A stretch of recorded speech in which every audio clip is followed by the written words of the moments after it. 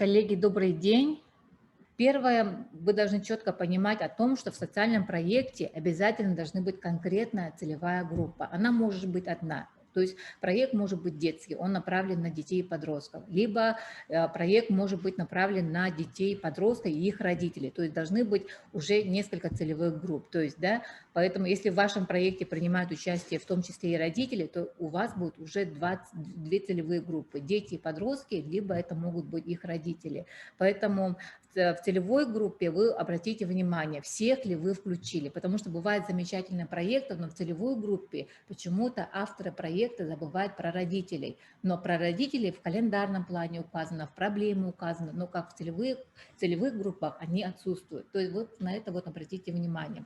То есть целевые группы могут быть абсолютно разные, в зависимости от вашей цели, задачи, вашей уставной деятельности. Это могут быть дети в возрасте от 7 до 14 лет, это подростки, молодежь, молодые семьи. Семьи бывают разные, приемные семьи, бывают ветераны боевых действий, люди старшее поколение, бывают конкретные специализированные целевые группы, дети-сироты, дети, оставшиеся без попечения родителей, либо конкретно воспитывающиеся в интернатных учреждениях.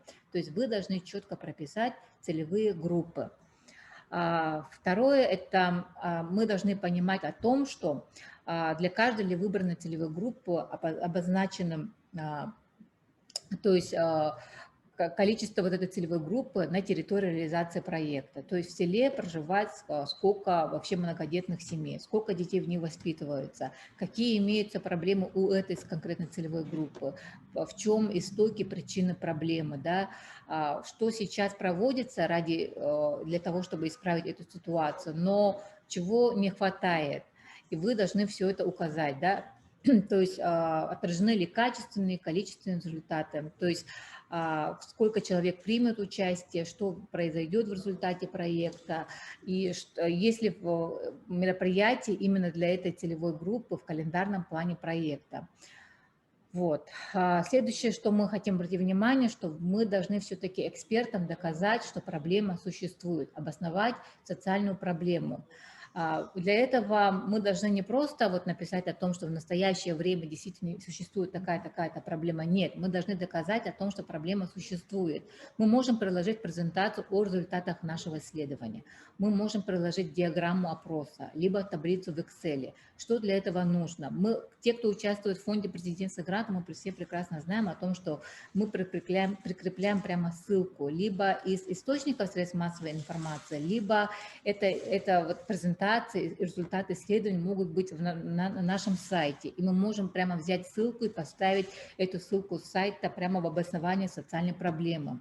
Либо мы можем результаты нашего исследования разместить в Google облаке, либо в Google диске, Mail облаке, и оттуда взять ссылку, открыть доступ и прикрепить прямо в обосновании социальной проблемы, чтобы эксперты уже открыли по этой ссылке ваши исследования, что вы провели анкетирование, что вы провели опрос.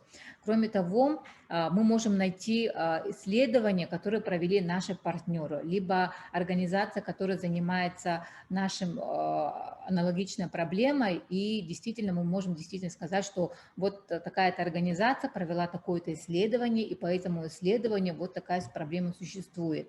Если как такого исследования нет, то мы можем обратиться к официальной статистике. Официальная статистика, она имеется в докладах министерств, это Министерство образования, Министерство труда, либо доклад уполномоченного по правам ребенка, либо сайт, который имеется Управление Федеральной службы статистики, то мы можем ссылаться на вот эту официальную статистику, указать сайт, либо прямую ссылку.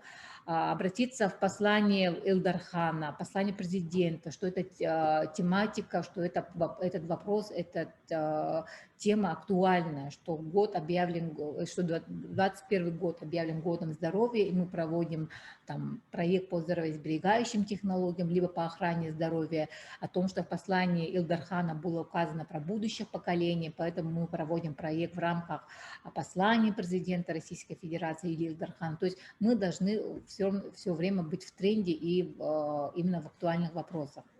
решать, да.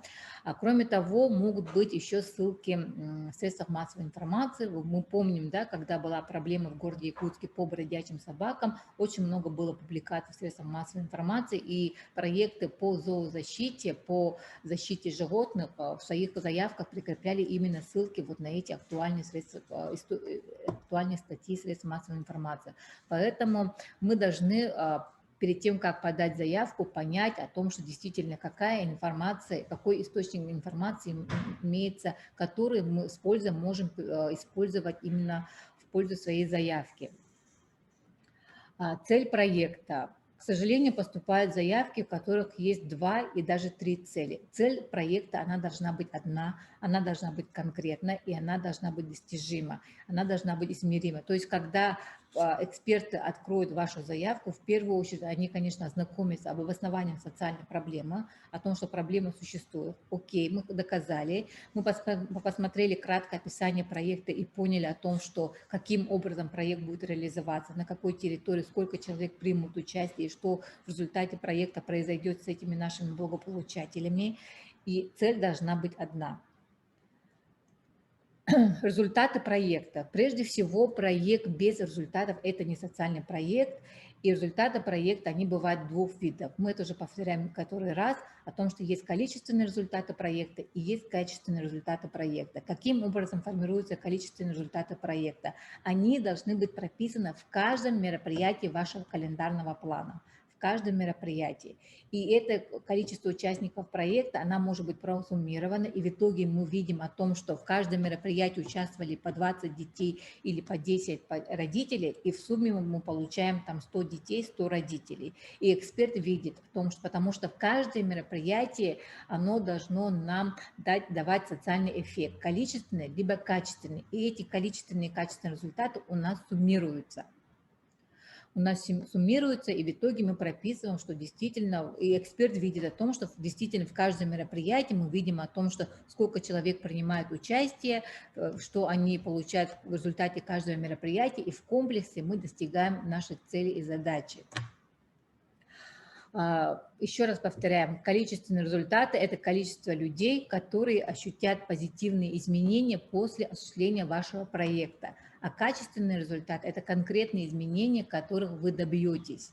И они должны быть измеримы, они должны быть адекватны, и они должны быть конкретны. Конкретно в отношении одной целевой группы, срока и результата. То есть, если у нас имеется 2-3 целевые группы, то качественные результаты будут у каждого разные, да, что у детей поменяется, вот получат какие-то компетенции, родители получат вот такие компетенции, волонтеры обучатся чему-то, и сколько волонтеров, сколько детей, сколько семей, то есть они должны быть разные. Это самая распространенная и самая простая, доступная схема, какой должен быть социальный проект. Одна цель и 3-4 задачи в зависимости от проблемы. Но исходя из того, что у нас годовой проект, то я думаю, что 3 задачи достаточно. То есть одна цель, ради которой мы имеем 3 задачи. И от задач у нас идут мероприятия. То есть первая задача, например, скажем, что создание условий благоприятных для социализации, профориентации выпускников детских домов. И у нас получается 2 мероприятия для достижения этой задачи. Да? То есть открываем наставнический центр, либо обучаем там волонтеров, наставников, сроки, количественные и качественные результаты. То есть должна быть такая схема, которая, вот это и есть социальный проект, когда у нас цель, 3 задачи и 7 мероприятий. И то есть каждое мероприятие, оно направлено конкретно под задачу.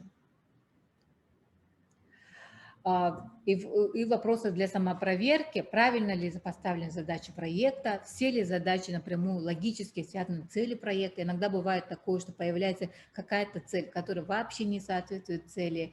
Если будут решены все задачи, будет ли достигнута цель проекта, достаточно ли мероприятий для решения всех задач. То есть это принцип как раз-таки по составлению мероприятий. Мы об этом тоже говорили, о том, что достаточно ли мероприятий, либо недостаточно мероприятий. То есть мы должны понять, действительно ли я достигну, если я проведу вот это мероприятие, достигну ли я тех качественных, количественных результатов проекта, донесу ли я информацию, получат ли они действительно эти компетенции. Когда мы пишем мероприятие в календарном плане, мы всегда забиваем о том, что же это мероприятие. То есть эксперты должны понимать, где это проводится, почему. Потому что иногда некоммерческие организации пишут республиканские проекты, но почему-то все мероприятия проводятся только в городе Якутске. Каким образом мы докажем экспертам, что это республиканский проект, что в нем участвуют со всех уголков республики, что все районы? Или это онлайн-режим, либо они приезжают к нам, либо мы едем куда-то. То есть место проведения мероприятия, оно должно быть указано. Время проведения мероприятия, содержание, то есть что произойдет в этом мероприятии. Да? Форум проводится, фестиваль проводится, семинар проводится, объем часов, допустим, да, 2 часа или 16 часов, или 32 часа, это разные вещи. Поэтому мы должны указать именно, что происходит в данном мероприятии. И в этом мероприятии примут сколько-то человек, и в этом мероприятии что-то произойдет. Какие улучшения произойдут у наших целевых групп. Вот это нужно конкретно указать в мероприятии календарного плана. И когда вы будете четко, подробно расписывать мероприятие, проект, вам самому будет приятно и видно, действительно ли вы достигаете количественные, качественные результаты. И эксперту будет понятно, что некоммерческая организация компетентна. Они знают, как организовать мероприятие, они куда-то едут и там проводят, оказывается, что они приглашают, либо в онлайн-режиме что-то проводят. И 32 часа, действительно, они за эти 32 часа смогут передать компетенции родителям, либо участникам семинара. То есть все зависит от того, насколько подробно, ясно, самое главное, доступно покажем экспертам, что мы действительно достигнем эти результаты. И эти вопросы для самопроверки. То есть понятно ли из описания мероприятия, зачем, для кого и каким образом они будут проводиться. Все ли целевые группы задействованы в мероприятиях проекта. Иногда про родителей тоже забывают, про волонтеров тоже забывают, но в целевых группах они прописаны. То есть они должны быть прописаны в каком-то мероприятии проекта. И только тогда они считаются целевой группой проекта и благополучателями проекта. Отражает ли календарный план проекта последовательность реализации мероприятий? Чаще мы всего забываем про это, потому что должно быть стартовое мероприятие, либо каким образом мы привлекаем нашу целевую группу к участию в проекте. Это тоже мы должны понять, и эксперты, самое главное, должны понять о том, что проводится информационная кампания, то есть через средства массовой информации, соцсети, через сайт привлекают участники, они проходят анкетирование, заполняют договора волонтеры. То есть мы должны понимать о том, что каким образом наши целевые группы будут задействованы в проект. И в конце обычно в социальном проекте мы подводим итоги. Проводится итоговое мероприятие, награждаются лучшие, проводится конкурс по-разному, да, либо проводится какой-то круглый стол по итогам проекта. То есть должны быть вот такие вот последовательные мероприятия. То есть мы не можем сразу провести там итоговое мероприятие, сразу проводить конкурс без проведения реализации проекта. На всей заявленной территории проекта проводятся мероприятия. То есть мы об этом сказали, да, что в каких регионах, городах, муниципальных образованиях. Достаточно ли мероприятий проекта? То есть есть такой принцип проверки, самопроверки заявки, когда мы идем, наоборот, по обратному пути. То есть мы читаем мероприятия, итоговые мероприятия, мероприятия, которые основные, которые мы провели в течение проекта, стартовые мероприятия, как они пришли к нам в проект, сверяем ее с задачами, действительно ли эти мероприятия будут реализованы так, что будут достигнуты задачи нашего проекта, и действительно ли мы достигнем эти задачи, и исходя из этого мы достигнем цель, а действительно ли цель решает нашу проблему целевой группы. Команда проекта. Команда проекта – это одна из основополагающих аспектов проекта, потому что все-таки проект реализуется людьми. И имеют ли эти люди компетенции, образование, имеют ли эти люди опыт, действительно могут ли наши целевые группы довериться нашей команде. И если мы привлекаем к участию в проекте этих специалистов, тем более если мы заложили в бюджете оплату труда, то мы должны обязательно в бюджете прописать, что конкретно будет делать этот человек. То есть координатор проекта, что он будет делать, за что он будет отвечать, что будет делать руководитель, что будет делать психолог, что будет делать логопед, что будет делать там тренер по борьбе. Да? То есть мы должны конкретно прописать, чем эти люди будут заниматься. Но кроме того, наша команда должна быть представлена в мероприятиях проекта, что это мероприятие проводится тренером, это мероприятие проводится логопедом, консультация оказывается психологом. То есть все мы должны прописать в мероприятиях и бюджете. И только исходя из этого эксперты поймут о том, что в проекте существует логика, что действительно этой команде проекта можно поставить высокий балл, потому что все сходится и все правильно. Бюджет проекта. По бюджету проекта у нас отдельно был вебинар, который тоже размещен на нашем YouTube-канале. Письма поддержки. Должны быть письма поддержки от ваших всех партнеров, потому что даже фонд президентских грантов тоже рекомендует брать письма поддержки от всех наших партнеров проекта. И это, наоборот, приветствуется. И самое главное, в письмах поддержки наши партнеры должны указать, какую помощь они нам оказывают. Информационную, организационную, консультационную. То есть все это должна быть прописано. Либо финансовую помощь. То есть в письмах поддержки не просто, что мы молодцы, что мы реализуем хороший проект и хорошую тему продвигаем, а действительно, что тема актуальна, но в случае победы наша организация в конкурсе гранта главы, что они окажут такую или конкретную помощь. Да? То есть все это должно быть прописано. Про опыт, информационную открытость и опыт организации. Действительно, в период пандемии ковида к этому критерию стали обращать большое внимание, потому что каким образом наши целевые группы придут к нам, как они поймут, по какому графику, какие ограничения у нас имеются из-за ковида. Не только из-за ковида, вообще как они узнают, что существует такая организация, и как они поймут, что можно нам довериться. Поэтому если у нас имеется страница в сайте, страница в соцсетях, если нет сайтов, да, и публикация в средствах массовой информации. То есть кроме того, что на сайте должна быть основная информация, насколько наша социальная страница в соцсетях отражает нашу деятельность, насколько часто мы публикуемся, о чем мы говорим на наших соцсетях. Это первое. И следующее, что должно быть у нас есть 4-й раздел «Организация заявителя заявки, да, на сайте, в личном кабинете». Там мы должны как раз-таки прописать опыт реализации проекта. То есть, если вы начинающая организация, существуете год, но у вас есть проекты, которые вы реализовали, может быть, на свои средства, не всегда сразу имеется возможность получить грант либо субсидию. Поэтому вы все равно должны указать, вообще гранты, субсидии в любом конкурсе эксперты доверяют именно тем организациям, которые имеют хоть какой-то опыт.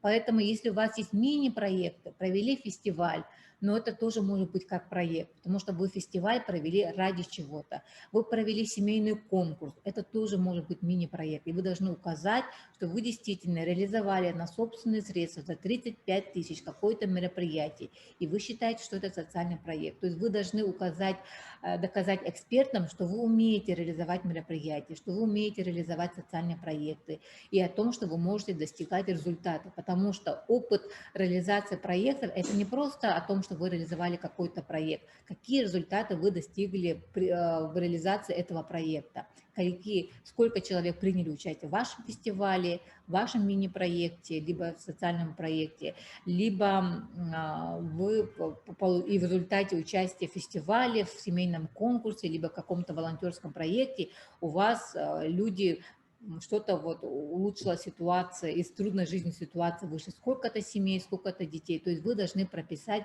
конкретно, что вы достигли. И тогда эксперты считают, да, они реализовали 3 проекта, да, 3 мини-проекта, 50, 35 и 100 тысяч, может быть, на собственные средства, может быть, на какой-то мини-проект какого-то конкурса, может быть, Алмаз Аргенбанка, да. то и в результате него они достигли такие-то результаты, да, действительно, они имеют опыт, и им можно доверить управление деньгами, управление денежными средствами, да. Вот. И если у вас действительно имеется подтверждающая информация на сайте, либо публикация в соцсетях о том, что вы провели какой-то фестиваль, у вас имеются прекрасные яркие фотографии и информация о том, что ваше мероприятие было проведено, то это тоже хорошо, потому что эксперты видят о том, что вы действительно реализуете системно, постоянно эти мероприятия. Вот.